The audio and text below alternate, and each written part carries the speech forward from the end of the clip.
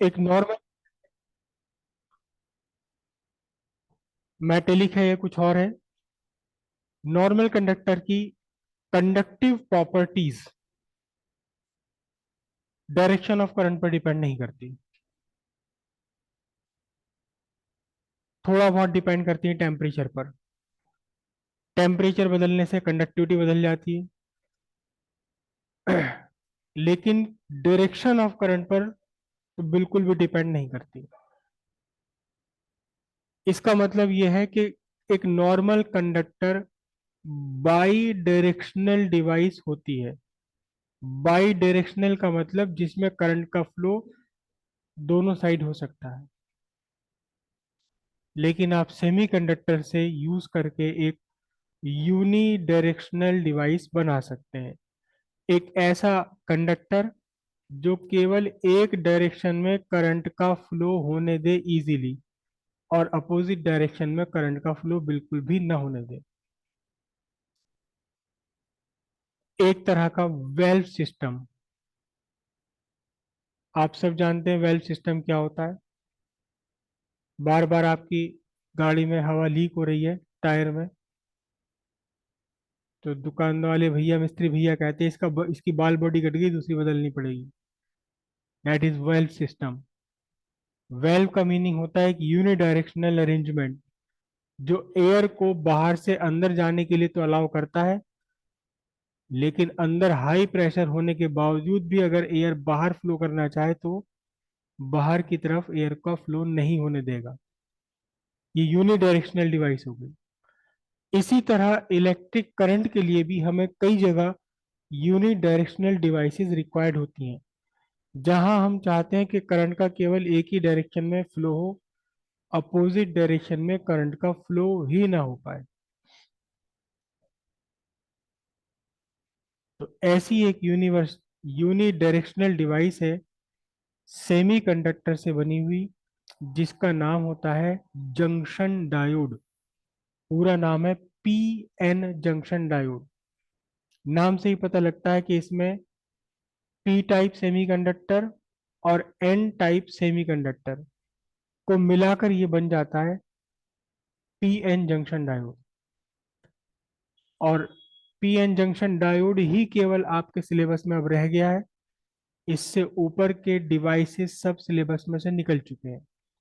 इसलिए most probable है PN junction diode पर क्वेश्चन एग्जाम में आना।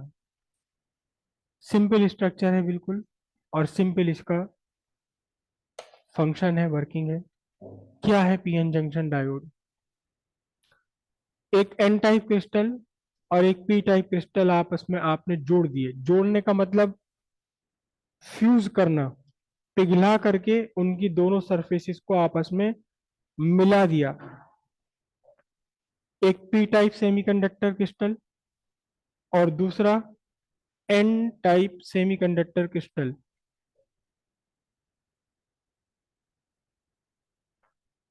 पी टाइप सेमीकंडक्टर क्रिस्टल जिसमें कि नंबर ऑफ होल्स बहुत सारे हैं as compared to number of free electrons. आपने यहां इसकी डोपिंग में होल्स ऐड किए हैं।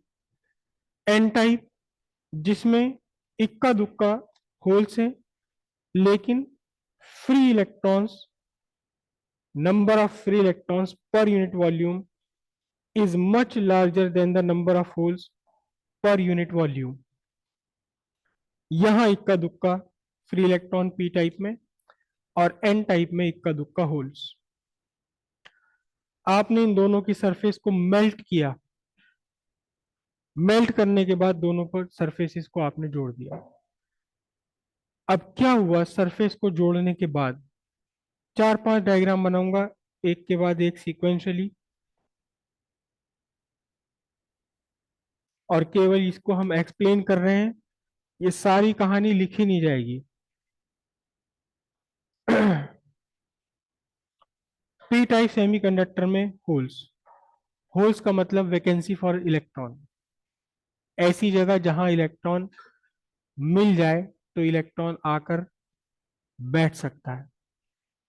और एन टाइप में ढेर सारे फ्री इलेक्ट्रॉन्स। फ्री इलेक्ट्रॉन्स का मीनिंग इन्हें ऑक्युपाई होने की जगह नहीं मिल रही, ये खड़े खड़े फिर रहे हैं, मारे मारे फिर रहे हैं, इन्हें बैठने के लिए होल्स है ही नहीं।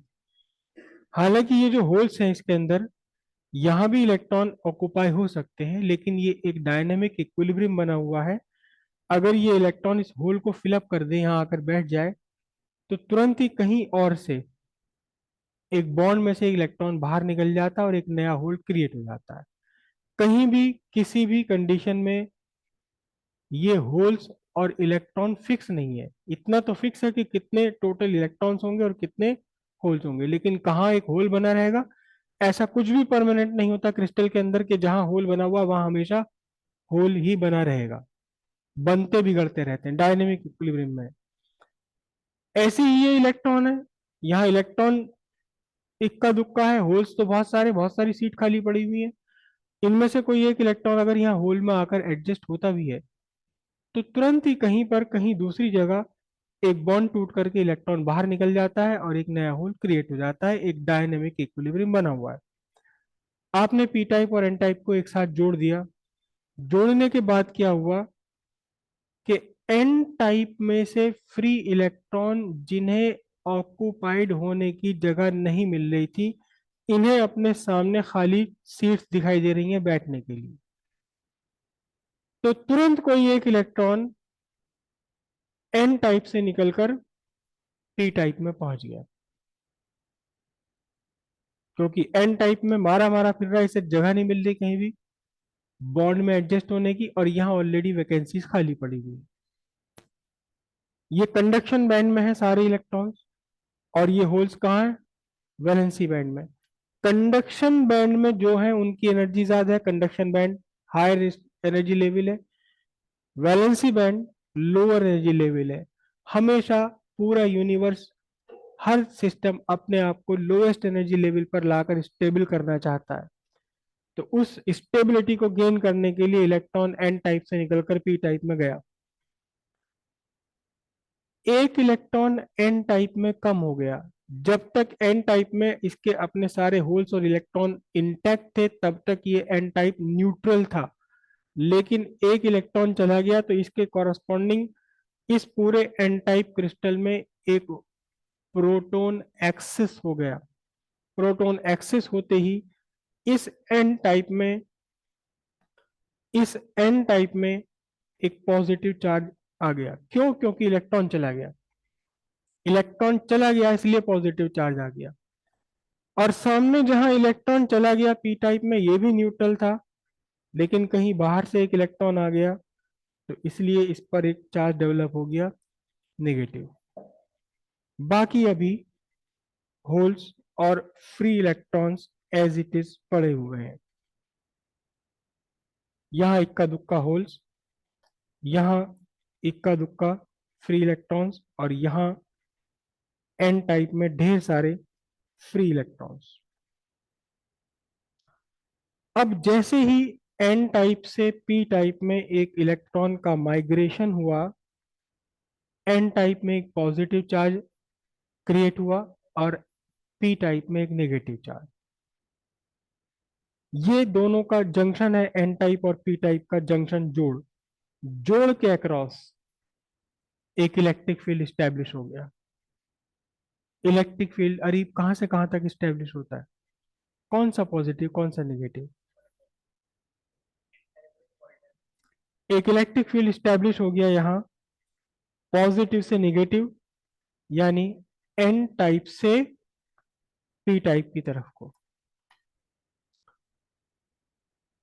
इस जंक्शन के अराउंड एक इलेक्ट्रिक फील्ड स्टैब्लिश हो गया।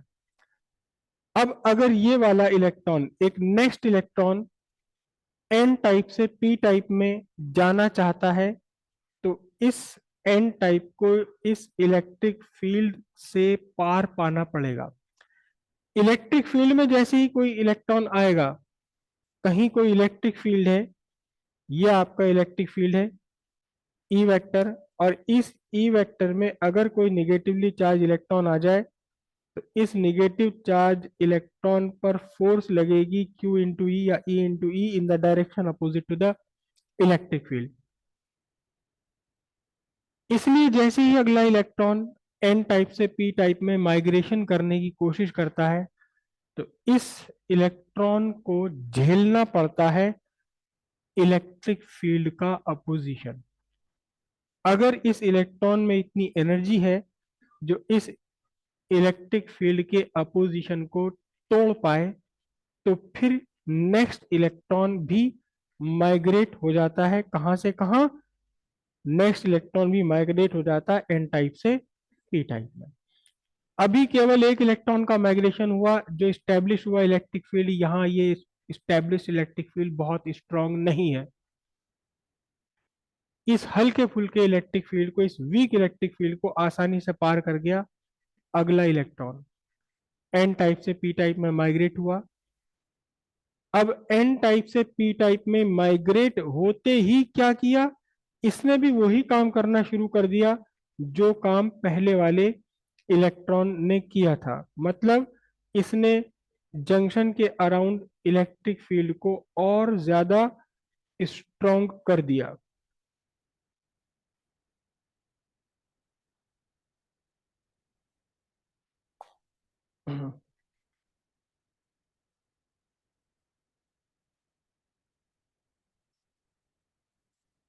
एक इलेक्ट्रॉन आया था, एक पॉजिटिव क्रिएट हो गया कहाँ? एन टाइप में। एक नेगेटिव क्रिएट हो गया पी टाइप में। अगले एक इलेक्ट्रॉन का माइग्रेशन और हुआ, एक और पॉजिटिव क्रिएट हो गया एन टाइप में। एक पॉजिटिव निगेटिव आ गया कहाँ? पी टाइप में। अब क्योंकि चार्ज की वैल्यू बढ़ गई, चार्ज का मैग्नीट्यूड बढ़ गया जंक्शन के अक्रॉस, तो सीधी सीधी बात है, इलेक्ट्रिक फील्ड स्ट्रोंगर हो गया। इलेक्ट्रिक फील्ड कितना होता है? हम्म। चलो ठीक। अभी भी लेकिन इलेक्ट्रिक फील्ड इतना स्ट्रांग नहीं है जो फर्दर एन टाइप से पी टाइप में जाने वाले इलेक्ट्रॉन्स को रोक सके। इस तरह से एक के बाद एक एन टाइप से पी टाइप में इलेक्ट्रॉन्स का माइग्रेशन होने लगा। इलेक्ट्रॉन्स माइग्रेट हो गए, होते गए एन टाइप से पी टाइप में। और जब भी एक इलेक्ट्रॉन माइग्रेट हुआ, इसने electric field intensity, electric field strength बढ़ा दी। एक इंस्टेंट ऐसा आ गया कि जंक्शन के अराउंड इलेक्ट्रिक फील्ड स्ट्रांग हो गया। कितना स्ट्रांग हो गया? जंक्शन के अराउंड पी टाइप में नेगेटिव चार्जेस, पी टाइप में नेगेटिव चार्जेस और एन टाइप में पॉजिटिव चार्जेस एक्यूमुलेट होते चले गए, इकट्ठा होते चले गए, due to the migration of electron from N type to P type. और ये कौन से इलेक्ट्रॉन्स का माइग्रेशन होगा? केवल उन्हीं इलेक्ट्रॉन्स का माइग्रेशन होगा जो जंक्शन के आसपास है। यहां से इलेक्ट्रॉन नहीं आ पाएगा यहां तक। और अब एक रीजन, एक लेयर बन गई जंक्शन के अराउंड, और इस लेयर में एन टाइप से पी टाइप की तरफ एक स्ट्रॉन्ग इलेक्ट्रिक फील्ड डेवलप हो गया। और ये इतना स्ट्रॉन्ग इलेक्ट्रिक फील्ड डेवलप हुआ कि अब फर्दर इस इलेक्ट्रॉन को एन टाइप से पी टाइप में अगर जाना है, तो क्या हुआ? इसके अंदर अब इतनी एनर्जी नहीं है जो इस स्ट्रॉन्ग इलेक्ट्रिक फील्ड को तोड़कर एन टाइप से पी टाइप में जा सके। यहां इसके होल्स। एक्चुअल में तो फिजिकली माइग्रेशन हो रहा है फ्री इलेक्ट्रॉन्स का ही, लेकिन हम ये भी कहते हैं कि होल्स का डिफ्यूजन हो गया एन टाइप में और इलेक्ट्रॉन्स का डिफ्यूजन हो गया पी टाइप में। एक्चुअल में तो सिर्फ इलेक्ट्रॉन्स का ही डिफ्यूजन होता है। अब जंक्शन के अराउंड एक लेयर बन गई, इस लेयर में इलेक्ट्रिक फील्ड डेवलप हो गया, इंड्यूस हो गया। इतना स्ट्रॉन्ग इलेक्ट्रिक फील्ड इंड्यूस हो गया कि कोई भी इलेक्ट्रॉन इस इलेक्ट्रिक फील्ड को पार करके एन टाइप से पी टाइप में नहीं जा सकता। कोई भी होल इस इलेक्ट्रिक फील्ड को पार करके पी टाइप से एन टाइप में नहीं जा सकता। इलेक्ट्रॉन्स और होल्स का माइग्रेशन रुक गया। एन टाइप में फ्री इलेक्ट्रॉन्स क्या है? एन टाइप में फ्री इलेक्ट्रॉन्स है, majority charge carriers. P type में होल्स क्या है? पी टाइप में होल्स है, मेजोरिटी चार्ज कैरियर्स। इस रीजन ने, जो जंक्शन के अराउंड डेवलप हुई है, इस रीजन ने एन टाइप के मेजोरिटी चार्ज कैरियर्स को पी टाइप में जाने से रोक रखा है। पी टाइप के मेजोरिटी चार्ज कैरियर्स को एन टाइप में जाने से रोक रखा है। लेकिन पी टाइप में इलेक्ट्रॉन क्या है? पी टाइप में इलेक्ट्रॉन्स हैं माइनॉरिटी चार्ज कैरियर्स। अगर बाय द वे ये पी टाइप का माइनॉरिटी चार्ज कैरियर यानी फ्री इलेक्ट्रॉन अगर बाय द वे घूमता फिरता इस रीजन में आ जाए, तो इस इलेक्ट्रॉन पर एक फोर्स लगेगी in the direction opposite to the field, मतलब पी टाइप से एन टाइप की तरफ को। और एक बार ये इलेक्ट्रॉन किसी तरह इस रीजन में आया चाहिए, ये रीजन का इलेक्ट्रिक फील्ड उसे उठा के पटक देगा एन टाइप में। किसी तरह से अगर ये होल घूमता फिरता इस रीजन में आ जाए जंक्शन के अराउंड, तो hole which is equivalent to a positive particle, it will experience a force from n type to positive type।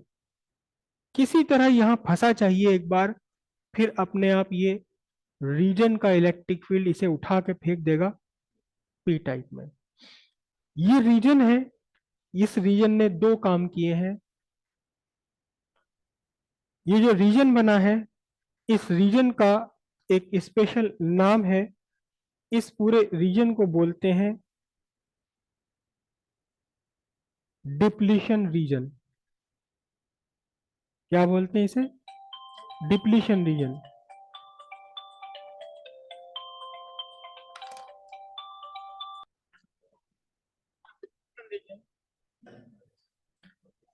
Junction कह रहा हूं, इसका काम, इसने क्या काम किया?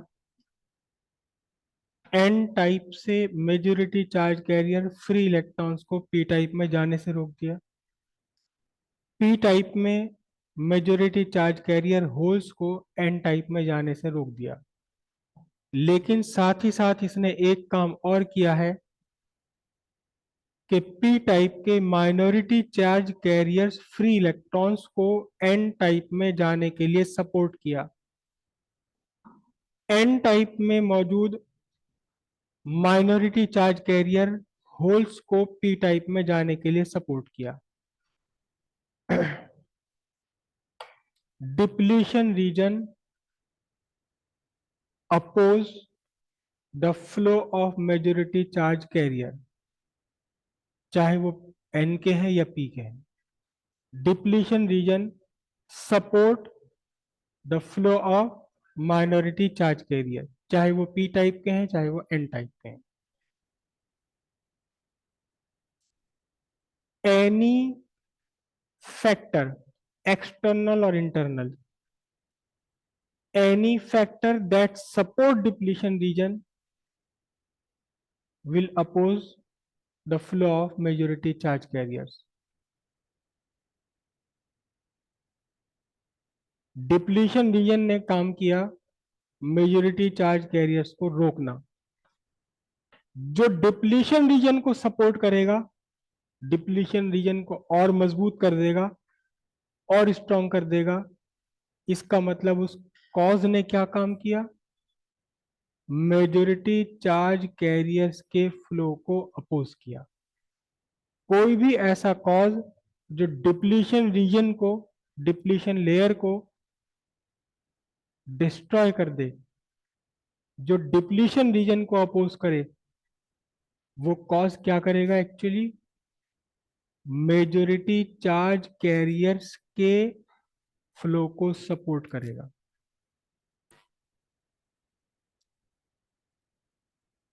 ध्यान से समझिए बात।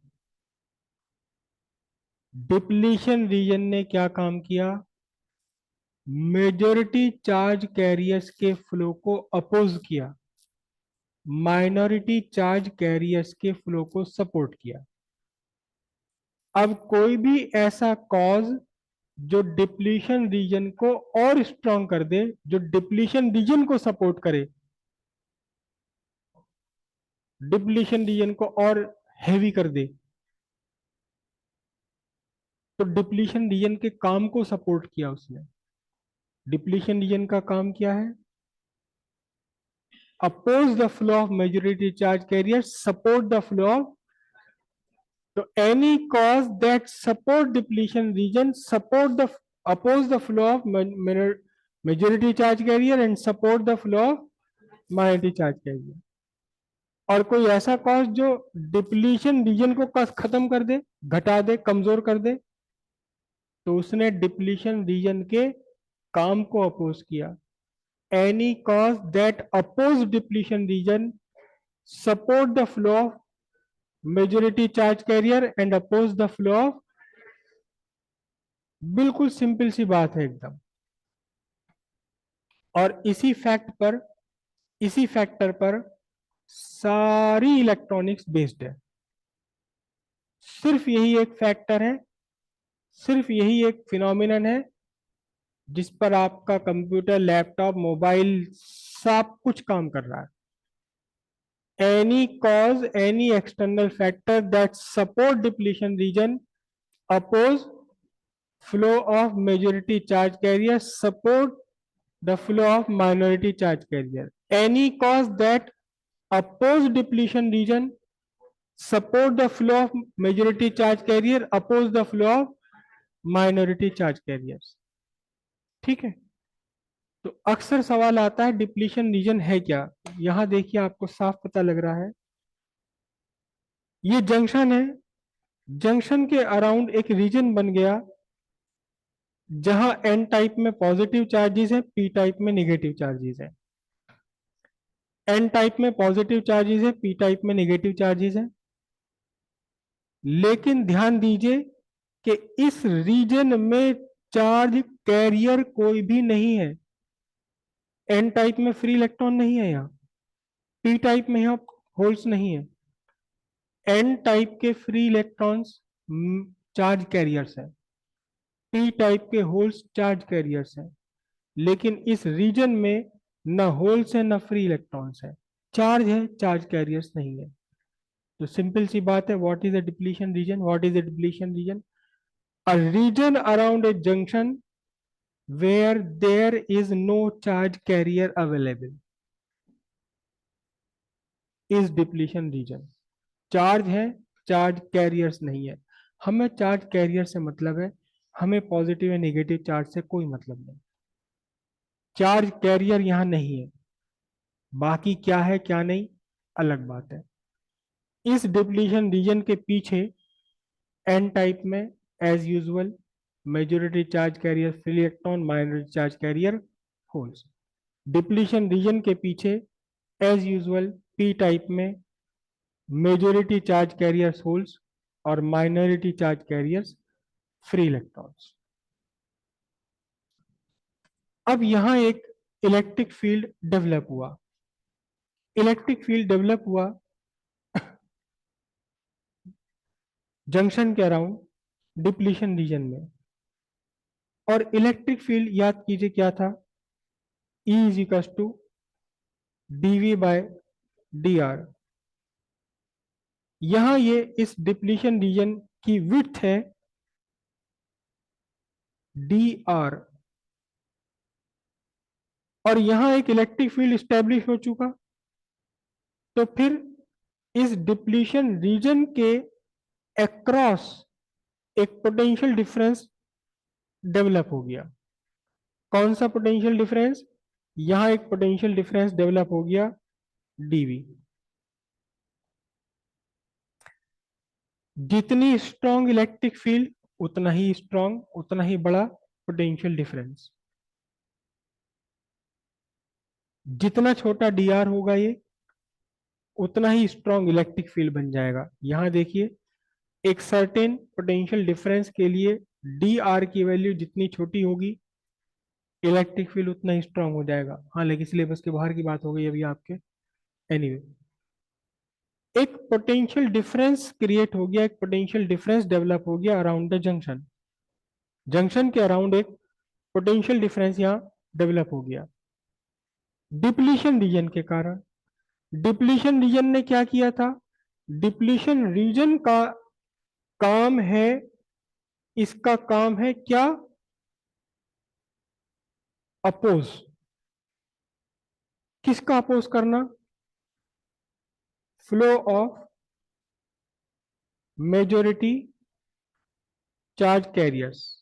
फिलहाल इससे ऊपर की बात हम अपने माइंड में नहीं रखेंगे, हालांकि ये अधूरी बात है। मेजॉरिटी चार्ज कैरियर्स का फ्लो रोकना। और क्योंकि पोटेंशियल इलेक्ट्रिक फील्ड डेवलप हुआ है, तो सर्टेनली पोटेंशियल डिफरेंस भी डेवलप हुआ है। इस पोटेंशियल डिफरेंस ने भी तो वही काम किया। ये electric field actually electric field effect है पोटेंशियल डिफरेंस का। इलेक्ट्रिक फील्ड ने क्या किया? अपोज किया मेजॉरिटी चार्ज कैरियर्स के फ्लो का। तो जो पोटेंशियल डिफरेंस डेवलप हुआ है, इसने भी तो वही काम किया। ये इलेक्ट्रिक फील्ड और इलेक्ट्रिक पोटेंशियल दोनों एक ही चीज है, एक एनर्जी की टर्म्स में और एक फोर्स की टर्म्स में, एक ही थी बात दोनों। तो इस पोटेंशियल डिफरेंस ने क्या काम किया? अपोज किया flow of majority charge carriers. इसलिए हम इस पोटेंशियल डिफरेंस का एक नाम लिखेंगे,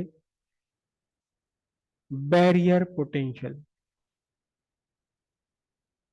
क्या लिखेंगे इसे? Barrier potential. क्या है बैरियर पोटेंशियल?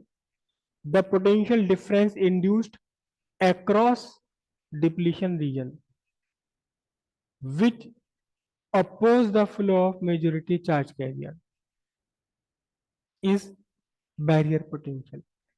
कितना होगा बैरियर पोटेंशियल? जितना स्ट्रॉन्ग, जितना ज्यादा स्ट्रॉन्ग इलेक्ट्रिक फील्ड होगा, उतना ही बड़ा barrier potential. Strong electric field की स्ट्रेंथ किस पर डिपेंड करती है? दो फैक्टर्स पर डिपेंड करती है।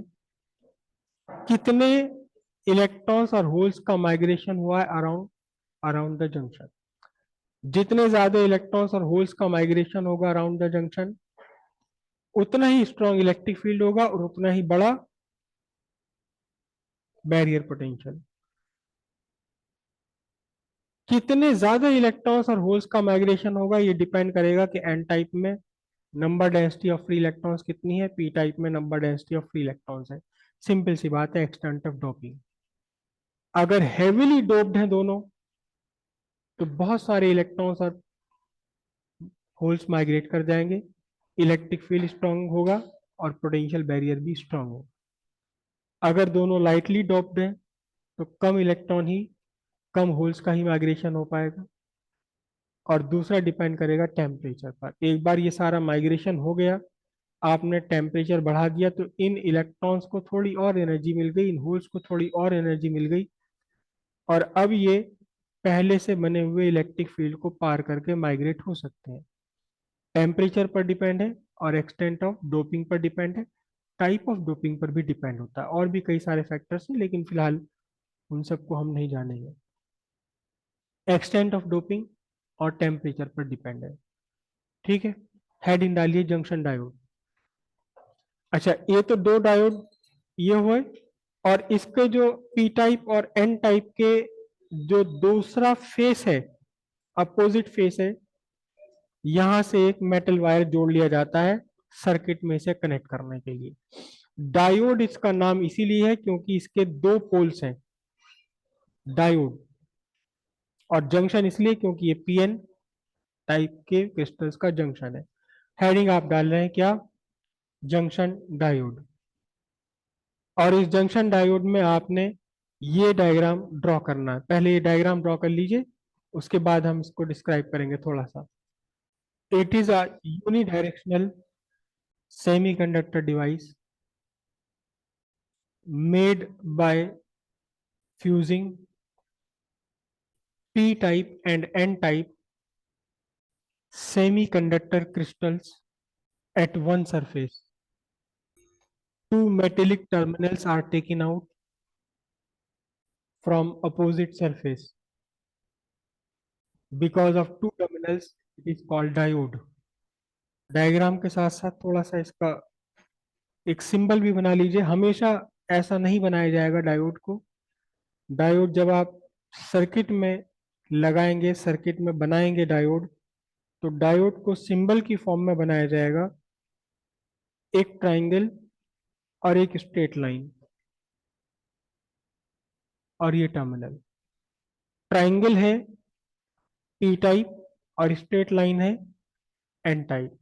This is the symbol of diode, symbol of diode, P N junction diode. Next लिखते हैं हेडिंग, सब हेडिंग एक, डिप्लीशन रीजन और depletion layer. The region around junction in PN junction diode where there is no charge carrier available is called depletion region or depletion layer. It contain positive charge in N type semiconductor. Contain के बाद में चाहो तो एक word लिख लो, made up of type and negative charge in P type. Next अब heading डालिए barrier potential और barrier voltage. The potential difference developed across depletion region is called barrier voltage. It is of the order of few millivolt, few hundred millivolt. It depends on the nature of dopant, extent of doping and the temperature of junction. इसके बाद एक note लिख लीजिए, note करके, depletion region and barrier voltage oppose the flow of majority charge carriers and support the flow of minority charge carriers. Next paragraph से लिखिए, any cause or any factor that support depletion region, comma, support the opposition of majority charge carriers, support the opposition of flow of majority charge carriers and oppose the support of flow of minority charge carriers.